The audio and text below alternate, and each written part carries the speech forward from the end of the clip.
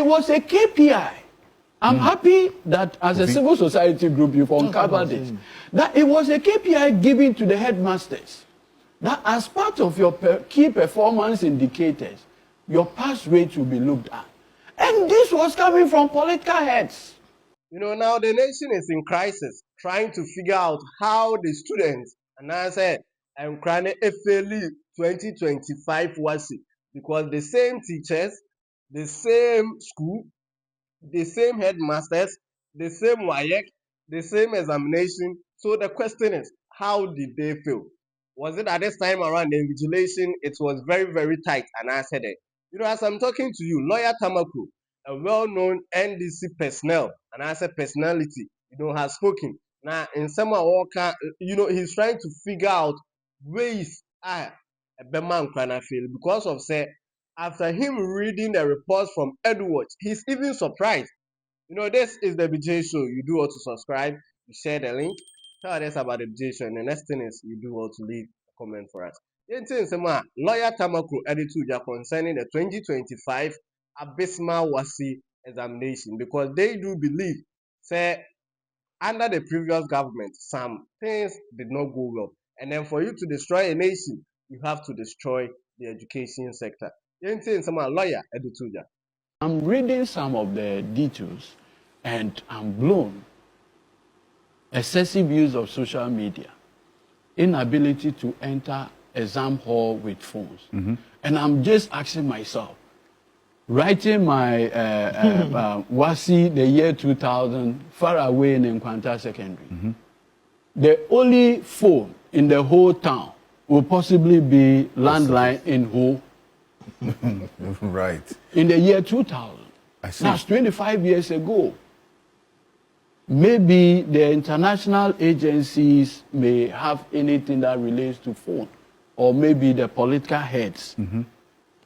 So the whole idea of even entering the examination hall with a phone, it's not something you can, it couldn't have happened. And so I think that parents also have a role to play. At what point are we introducing our kids to the use of mobile phones and the reliance on same? True.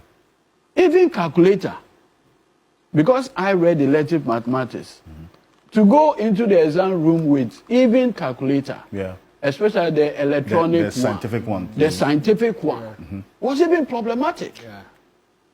But now you want to enter. Why? I have heard a teacher of one of the secondary school, a lady headmistress or so, talks about teacher Techi. Yes. I don't know if you've watched the video. We played that video. We just played that video. The student couldn't write her own name.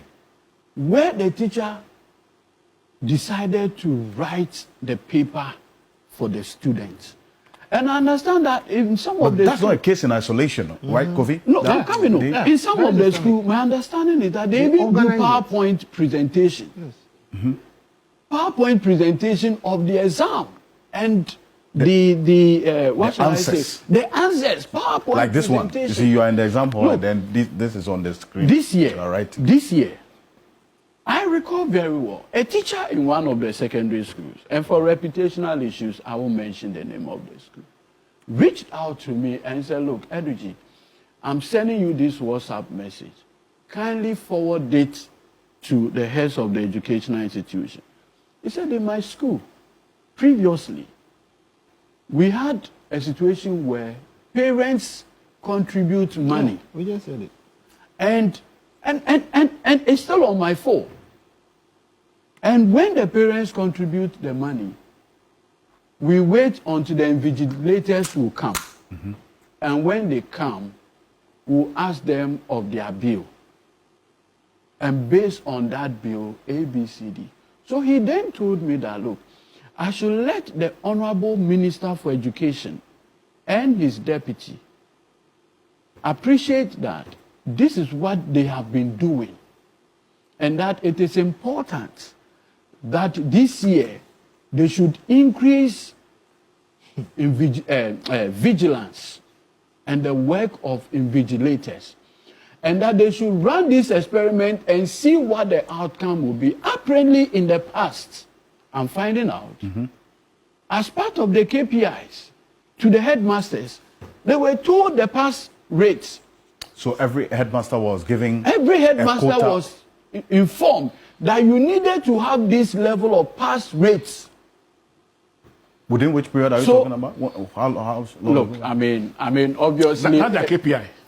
I see. Yeah, since 2018 or so. Yes, the headmasters were pass giving rates you have to meet. the You don't meet, you have to KPIs, explain why. and they will tell you. And that's the major driver behind the surge in malpractice from 2018. If you look at the malpractice curve, move from about 0.4 all the way to 10% by 2023. So let me. So Interesting. it was a KPI. I'm happy that as a civil society group you've uncovered this. That it was a KPI given to the headmasters. That as part of your key performance indicators, your pass rate will be looked at. And this was coming from political heads. And as a headmaster, you dare not complain. They will transfer you. You have to, by all means, You have make to sure do it. that If you want your peace and to remain in the school, you needed to do it. Okay. And failure to do that, they were going to transfer you. And guess what happened in that process? The PTAs were cleverly levied together with the school administrators.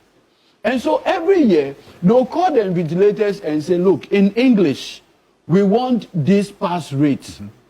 In mathematics, we want these pass rates. In integrated science, I think integrated science or one of the science related, they want these pass rates. And so this was something that was driven.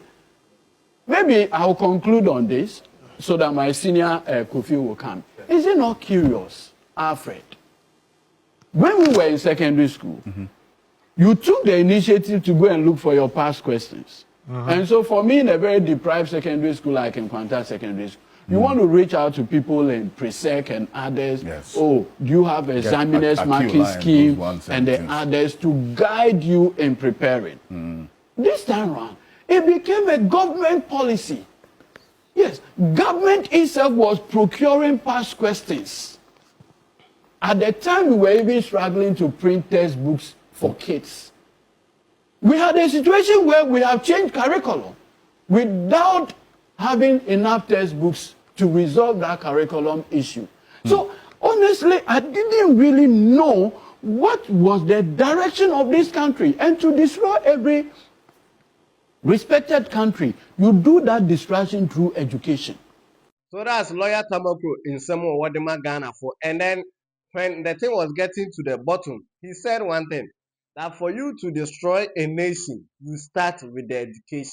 You know, that is true. That is a fact. Because the education sector of every nation is the foundation, not the law. The law is not the foundation, but rather for you to destroy something, all what you need is education.